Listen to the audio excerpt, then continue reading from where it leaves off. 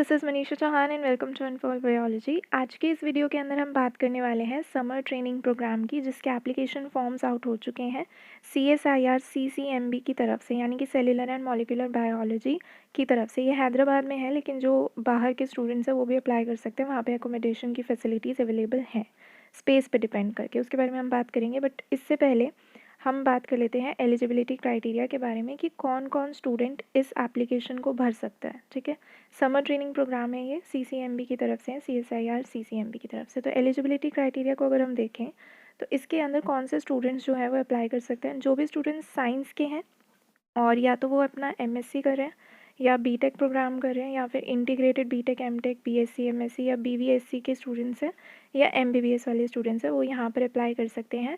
ध्यान देना, MTech या फिर M Pharma ये वाले स्टूडेंट्स एलिजिबल नहीं है। I repeat, MTech and M Pharma वाले स्टूडेंट्स एलिजिबल नहीं है। ठीक है, MSc के कौन से स्टूडेंट्स एलिजिबल हैं? जो अपना फर्स्ट ईयर कंप्लीट कर चुके हैं, यानी कि आप अभी अपने फाइनल ईयर में हो, सेकेंड ईयर में हो। ठीक है, वो लोग अप्लाई कर सकते हैं। BTech प्रोग्राम वाले कौन से स्टूडेंट्स अप्लाई कर सकते हैं?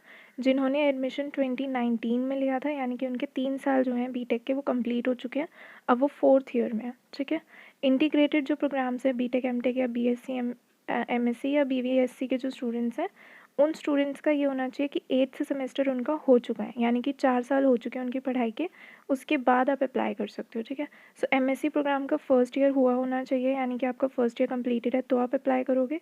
अगर फर्स्ट ईयर कंप्लीटेड है, इसका मतलब आपका एडमिशन 2021 में हुआ होना चाहिए। ठीक है, तो 2021 में आपका एडमिशन हुआ है, आपका फर्स्ट ईयर हो चुका है तो आप अप्लाई करोगे। BTech वाले कब अप्लाई करेंगे? जब उनके 3 इयर्स कंप्लीट हो चुके हैं, और इंटीग्रेटेड वाले 4th ईयर, मतलब 4 साल उनका कंप्लीट हो चुका है, तो फिर वो अप्लाई करेंगे। MBBS के जो स्टूडेंट्स हैं उनके लिए ऐसा कोई क्राइटेरिया नहीं है, वो किसी भी ईयर में हैं अपनी स्टडी के, वो अप्लाई कर सकते हैं। तो क्राइटेरिया MSc BTech और इंटीग्रेटेड वालों के लिए। MBBS वाले जो स्टूडेंट्स हैं, अगर वो अप्लाई करना चाहते हैं तो वो किसी भी ईयर में अप्लाई कर सकते हैं। तो ये हो गई आपकी एलिजिबिलिटी क्राइटेरिया। अब बात कर लेते हैं ट्रेनिंग प्रोग्राम के बारे में। जो आपकी ट्रेनिंग यहाँ पर होगी वो 60 डेज़ की होगी, वो भी हम डिस्कस करेंगे डिटेल में। लेकिन वो जो ट्रेनिंग प्रोग्राम होगा वो आपका थियोरेटिकल नहीं होगा, आपकी एक हैंड्स ऑन प्रैक्टिस कराई जाएगी। जो भी सिलेक्टेड कैंडिडेट्स होंगे, जो भी ट्रेनी होंगे, उनको CCMB स्टाफ साइंटिस्ट एक असाइन किया जाएगा। वो आप लोगों को सुपरवाइज़ करेंगे, आपको समझाएंगे, आपको गाइड करेंगे। जो भी आपका प्रोजेक्ट है उसके लिए आपको एक कोई छोटा सा प्रोजेक्ट वर्क इनके गाइडेंस के अंडर करना होगा, और ये प्रोजेक्ट वर्क जो है वो CCMB वाले रखेंगे अपने पास, उनके पास इसका कॉपीराइट रहेगा। ऑल्सो आप इनको बताओगे कि आपको क्या कौन से फील्ड में रिसर्च का इंटरेस्ट है, लाइक आप कौन से XYZ फील्ड में इंटरेस्टेड हैं, तो आप वो इनको बताएंगे। SOP आप लिखेंगे, उसके बारे में हम डिस्कस करेंगे। अब ये जो आप लिखोगे, मान लो आपने XYZ फील्ड के बारे में लिखा है बट अवेलेबिलिटी नहीं है उसकी, तो हो सकता है ये आपको किसी और लैब में भेज दे काम करने के लिए। तो आपको उसके लिए भी रेडी रहना है। ऐसा नहीं कि आपने XYZ बोला तो आपको उसी का काम दिया जाएगा, नहीं, और भी कोई काम आपको असाइन किया जा सकता है। ठीक है, then we have application procedure. जो आप अप्लाई करोगे वो किस तरीके से करोगे? एक एप्लीकेशन फॉर्म है जो इनकी साइट पे गिवन है, वो दिखाऊंगी मैं।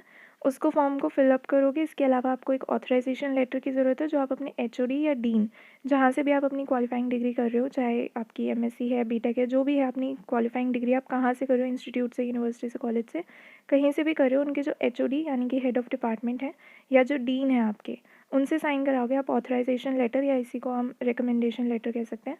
वो साइन कराओगे। इसका फॉर्मेट भी इनकी साइट पे गिवन है। साइट के बारे में हम देखेंगे, साइट पे कहाँ पे क्या गिवन है वो देखेंगे हम एंड में। तो ऑथराइजेशन लेटर आपको एक सबमिट करना होगा, एप्लीकेशन आपको सबमिट करनी होगी। इसके अलावा आपको एक SOP सबमिट करना होगा, और जो आपका सिलेक्शन होगा वो भी 3 क्राइटेरिया पे होगा। एक तो आपका एकेडमिक एक्सीलेंस, यानी कि आप एकेडमिक्स में किस तरीके से परफॉर्म करते आए हो। दूसरा आपका SOP statement of purpose, and तीसरा आपका रिकमेंडेशन लेटर, जो अभी मैंने बताया ऑथराइजेशन लेटर।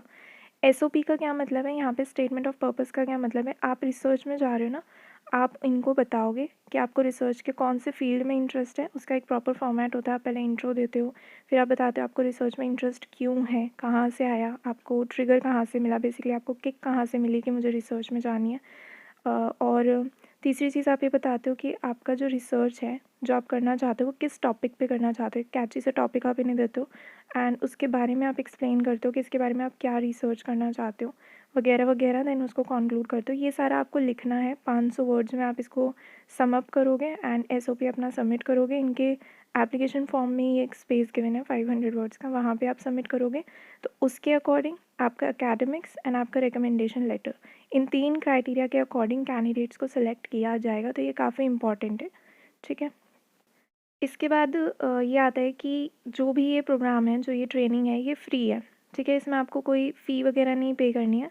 दूसरी चीज़, अगर आप वहाँ पर रहने जाते हो, आप आउट स्टेशन के स्टूडेंट हो, आप बाहर से स्टूडेंट हैं, आप वहाँ गए हैं, आउट स्टेशन गए हैं, तो आपके लिए रहने की व्यवस्था तो है। लेकिन अगर मान लो कि स्पेस नहीं बचा, वहाँ पे वैकेंट नहीं रहे, फ्लैट्स वगैरह स्पेस नहीं अवेलेबल है, तो फिर आपको खुद से ही अपने रहने की व्यवस्था करनी पड़ेगी, ठीक है।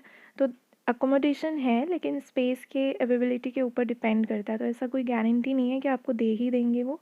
इन्होंने ये मेंशन किया हुआ है अपने उसमें, जो भी इन्होंने इंपॉर्टेंट इंस्ट्रक्शंस दिए हुए हैं उसमें मेंशन है, ठीक है। तो वहाँ पे हो सकता है कि आपको खुद से खर्चा करके वहाँ पे रहना पड़ जाए, बट अकोमोडेशन है। अगर नहीं हुआ स्पेस तो आपको वहाँ पे अपने आप करना पड़ेगा।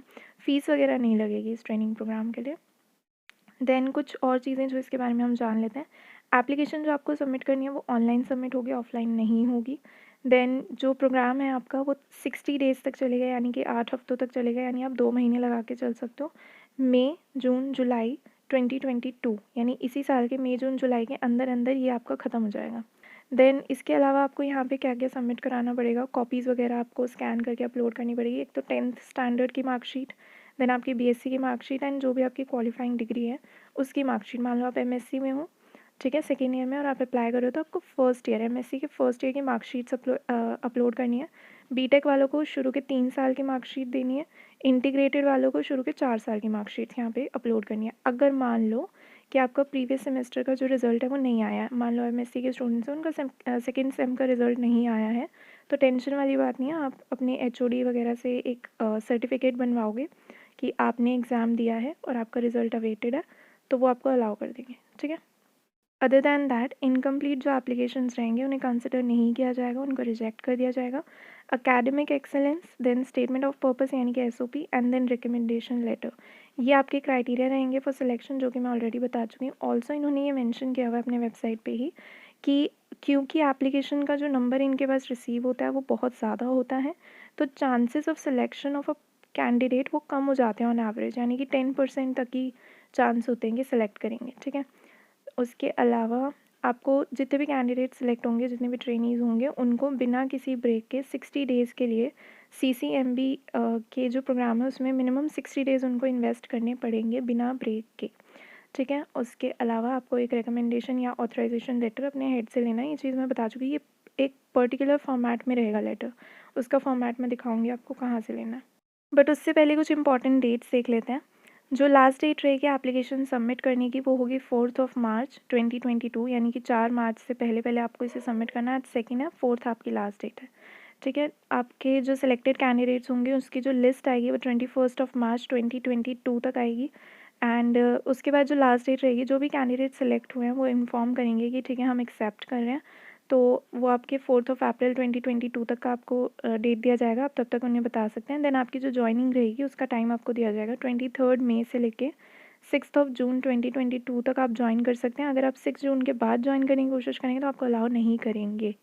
अब आ जाते हैं वेबसाइट के ऊपर। जो वेबसाइट का जो मैंने लिंक दिया हुआ है ना डिस्क्रिप्शन में, आप उसे क्लिक करेंगे तो आपको होम पेज दिखेगा। इसको नीचे स्क्रॉल करना, स्क्रॉल करने के बाद आपको यहाँ पर दिखेगा ये जो लाइट ब्लू में है, फॉर्मेट ऑफ ऑथराइजेशन लेटर, इसको आप डाउनलोड करेंगे। इसको आप अपने डीन या एचओडी से सिग्नेचर वगैरह करा के फिर आप इसको अपलोड करेंगे। अप्लाई करने के लिए, यानी कि एप्लीकेशन फॉर्म वगैरह आपको खोलना है, तो आप अप्लाई ऑनलाइन पे क्लिक करेंगे। जब आप यहाँ पे क्लिक करेंगे तो ये वाला एक पेज खुलेगा। इसमें आप क्लिक करेंगे सबमिट एप्लीकेशन। ये जो इंस्ट्रक्शंस है आप पढ़ सकते हैं। आप यहाँ पे देख सकते हैं कि कितने आप जो पिक अपलोड करेंगे, अपनी जो पासपोर्ट साइज़ की फ़ोटोग्राफ अपलोड करेंगे, उसका साइज़ वगैरह क्या रहेगा, उसका कितना केबी रहना चाहिए वगैरह वाला सारी चीज़ें मेंशन है, वो एक बार रीड कर लेना। एंड ये चीज़ें वही है जो मैंने बताई हैं, अगर चाहते हो तो रीड कर लो, मतलब कर लेना जब अप्लाई करोगे।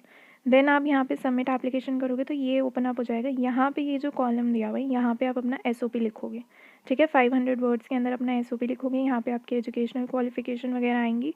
देन आप सबमिट करोगे। इसके बाद अपने डॉक्यूमेंट्स वगैरह जो आपको अपलोड करने हैं उसको अपलोड करने का ऑप्शन आएगा, एंड देन आप फर्दर करते जाना तो एप्लीकेशन सबमिट हो जाएगी। So that was it guys for today. I hope कि ये वीडियो आपको हेल्पफुल रहा होगा। If yes then do hit the like button, share with your friends and do subscribe the channel. Thank you so much guys, bye bye.